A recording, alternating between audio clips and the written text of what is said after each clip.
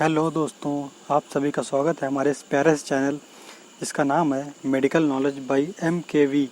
तो आज हम सब बात करने जा रहे हैं ब्लड के बारे में। इसमें हम जानेंगे कि ब्लड क्या होता है, इसका फंक्शन क्या है, इसके कौन कौन से कंपोनेंट्स हैं। आइए देखते हैं। ब्लड जो कि 7% बॉडी वेट ऑक्यूपाई करता है। It is a red liquid connective tissue, यह रेड कलर का होता है और लिक्विड कनेक्टिव टिश्यू होता है।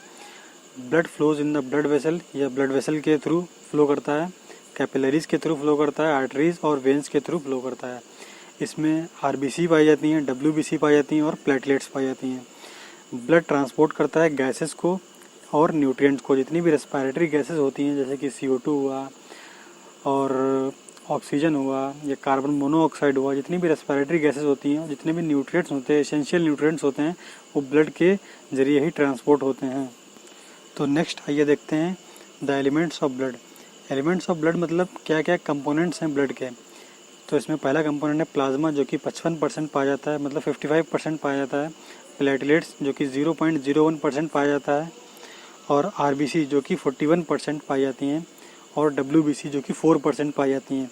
WBC भी दो पार्ट्स में डिवाइड हो जाती हैं। एक तो ग्रेनुलोसाइट जो कि ग्रेनुल्स के फॉर्म में पाई जाती हैं और दूसरी एक ग्रेनुलोसाइट जो कि मतलब नॉन ग्रेनुल्स होती हैं। उसमें ये 5 टाइप की होती हैं: lymphocyte, basophil, eosinophil, monocytes, neutrophil, जो कि फर्दर डिवीज़न करने पे ये 5 कैटेगरीज बनती हैं। नेक्स्ट है हमारा प्लाज्मा जो कि 55% टोटल ब्लड का 55% प्लाज्मा अकेला ऑक्यूपाई करता है। प्लाज्मा में भी 3 चीज़ें होती हैं जिसमें 91% वाटर होता है और सेकंड नंबर पे 8% प्रोटीन्स पाई जाती हैं जो फॉर्म्ड प्रोटीन्स होती हैं और 1% या 1% से भी कम सॉल्यूट्स और वेस्ट्स पाए जाते हैं। उसके बाद में जो सेकंड कंपोनेंट हमारा फॉर्म्ड एलिमेंट जो कि 45% मतलब ऑक्यूपाई करता है ब्लड का, इसमें RBC पाई जाती हैं जो मेजरली 99% होती हैं और WBC जो कि 1% से भी कम होती हैं और प्लेटलेट्स वो भी 1% से भी कम होती हैं। आइए फॉर्म्ड एलिमेंट्स को हम लोग डिटेल में पढ़ते हैं। फॉर्म्ड एलिमेंट में पहला है RBC। तो RBC को हम लोग एरिथ्रोसाइट्स भी कहते हैं। RBC most abundant cells found in the blood, blood में सबसे ज़्यादा पाए जाने वाले RBC ही होती हैं। A healthy human has about 5 to 5.5 million RBC। एक हेल्दी ह्यूमन बीइंग के अंदर 5 से 5.5 मिलियन RBC पाई जाती हैं। They are synthesised in red bone marrow, ये RBC रेड बोन मैरो में बनती हैं। इनके पास न्यूक्लियस नहीं होता है, इनका रेड कलर होता है क्योंकि इसमें आयरन कंटेनिंग पिगमेंट पाया जाता है जिसको हम लोग हीमोग्लोबिन कहते हैं। एक हेल्दी इंडिविजुअल के पास में 12 से 16 gram of haemoglobin her 100 ml blood में पाए जाएंगे और यही हीमोग्लोबिन मॉलिक्यूल्स ट्रांसपोर्ट करते हैं वेरियस रेस्पिरेटरी गैसेज जैसे कि O2, CO2, कार्बन मोनोऑक्साइड और इनका एवरेज लाइफ स्पैन होता है अबाउट 120 डेज। उसके बाद में ये डिस्ट्रॉय हो जाते हैं और डिस्ट्रॉय होते हैं स्प्लीन में। स्प्लीन को हम तो अभी तक हमने जाना फॉर्म्ड एलिमेंट्स का पहला कंपोनेंट जो कि RBC था जिसमें न्यूक्लियस नहीं था। अब पढ़ते हैं WBC जो कि लगभग 1% के आसपास पाई जाती हैं, जिनको कॉमनली हम लोग ल्यूकोसाइट्स भी कहते हैं। ये कलरलेस होती हैं क्योंकि इसमें हीमोग्लोबिन मॉलिक्यूल्स नहीं पाए जाते हैं। ये न्यूक्लिएटेड होती हैं। WBC न्यूक्लिएटेड होती हैं, बल्कि RBC ये न्यूक्लिएटेड मतलब उसमें न्यूक्लियस नहीं पाया जाता है। And are lesser in number, अगर RBC से तुलना करें तो इनका नंबर कम होता है जो कि 6000 से 8000 तक ही होता है। फिर WBC भी 2 पार्ट्स में डिवाइड हो जाती हैं, पहला ग्रेनुलोसाइट्स और दूसरा एक ग्रेनुलोसाइट्स। जब बात ग्रेनुलोसाइट्स की करते हैं तो उसमें भी फर्दर डिवीज़न होता है। इसके भी 3 कंपोनेंट होते हैं, पहला न्यूट्रोफिल, यूसिनोफिल, तीसरा बेसोफिल। और जब बात करेंगे एक ग्रेनुलोसाइट्स की तो लिम्फोसाइट और मोनोसाइट उसके कंपोनेंट हैं। तो न्यूट्रोफिल मोस्ट अबंडेंट मतलब जितनी भी WBC होती हैं उसमें न्यूट्रोफिल सबसे ज़्यादा पाई जाती हैं जो कि 60 से 65% ऑफ टोटल WBC का ऑक्यूपाई करते हैं। उसके बाद में बेसोफिल जो कि 0.5 से 1% तक ही पाई जाती हैं। यूसिनोफिल भी 2 से 3% तक ही पाई जाती हैं। ये तीनों न्यूट्रोफिल, बेसोफिल्स और इओसिनोफिल, ये तीनों किसके कंपोनेंट हैं? ग्रेन्युलोसाइट्स के कंपोनेंट है। उसके बाद में लिम्फोसाइट जो कि 20 से 25% तक पाई जाती हैं। मोनोसाइट जो कि 2 से 8% तक ही पाई जाती हैं।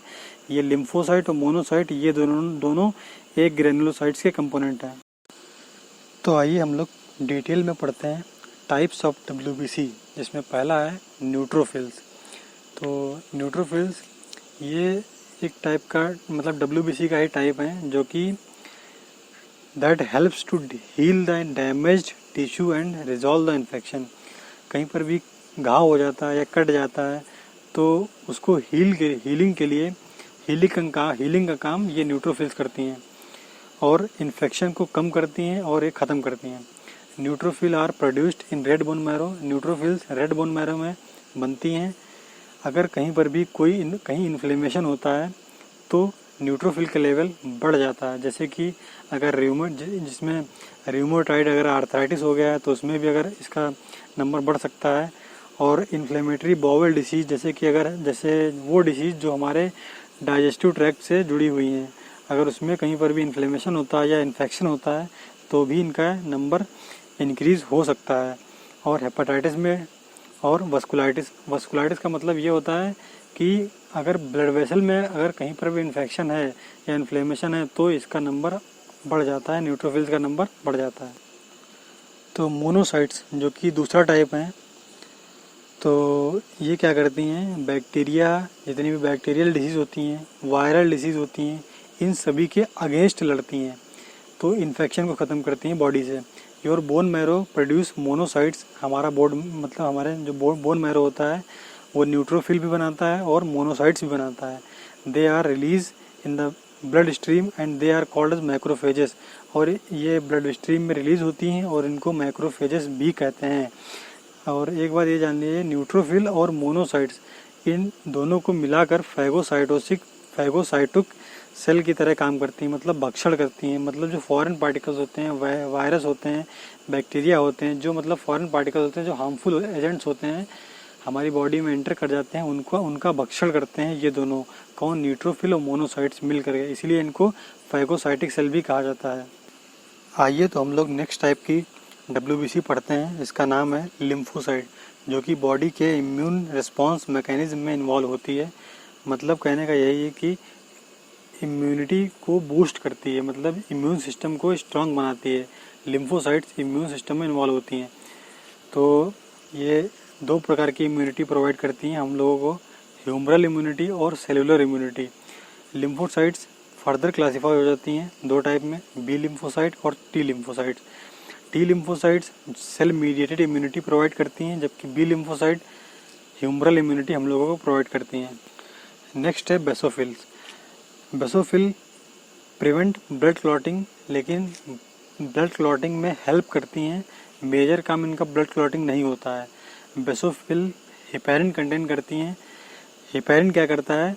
हमारे ब्लड को कोगुलेट होने से बचाता है। मतलब बॉडी के अंदर एक नेचुरल ये सब्सटेंस मतलब केमिकल पाया जाता है जिसको कहते हैं हेपेरिन, जो कि हमारे ब्लड को कोगुलेट होने से बचाता है।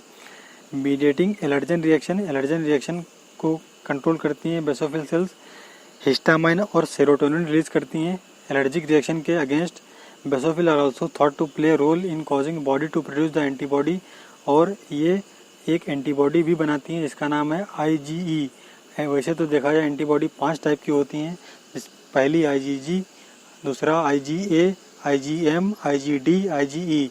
उसमें से IgE ये बेसोफिल सेल्स ही बनाती हैं।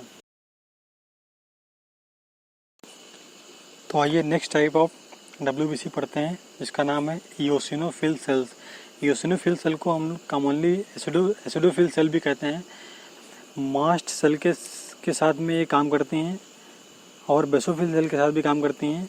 ये इन दोनों के साथ मिल करके एलर्जी मतलब एलर्जेंस के अगेंस्ट भी लड़ती हैं और एलर्जी को कम करती हैं। अस्थमा जैसी बीमारी में इनका बहुत अहम रोल होता है।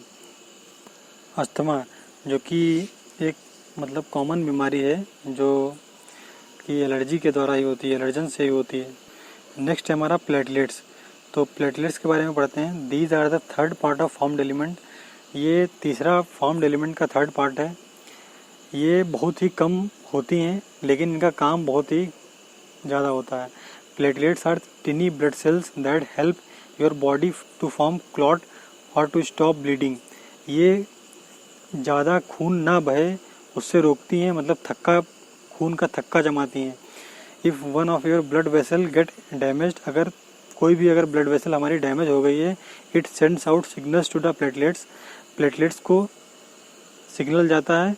The platelets then rush to the site of damage, उसके बाद में प्लेटलेट्स जहाँ पे डैमेज होता है वहाँ पे जाती हैं। देन दे फॉर्म प्लग, ये फिर उसके बाद में थक्का जमा देती हैं जिससे कि फर्दर जो ब्लड का लॉस है वो ना हो। तो अभी तक हमने फॉर्म्ड एलिमेंट्स के बारे में पढ़ा जो कि 45% ऑक्यूपाई कर रहे थे ब्लड का, टोटल ब्लड का। अब प्लाज्मा के बारे में पढ़ते हैं जो कि 55% ऑक्यूपाई करते हैं टोटल ब्लड का।